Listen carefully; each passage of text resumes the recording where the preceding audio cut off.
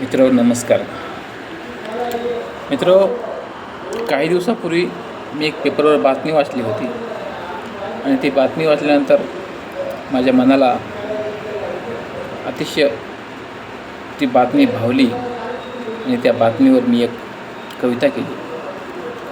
मित्र हो, ती कविता तुम्हाला वाचून दाखवतो.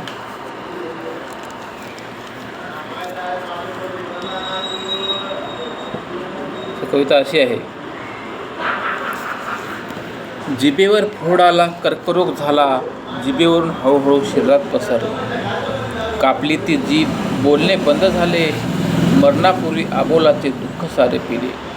गाडी बंगला आहे, नवरा नोकरीला, शरीर चांगले नसेल, काय करावं त्याला. मरता मरता तिने संदेश हा दिला, दुसऱ्याकडे लक्ष देता बघा की स्वतःला.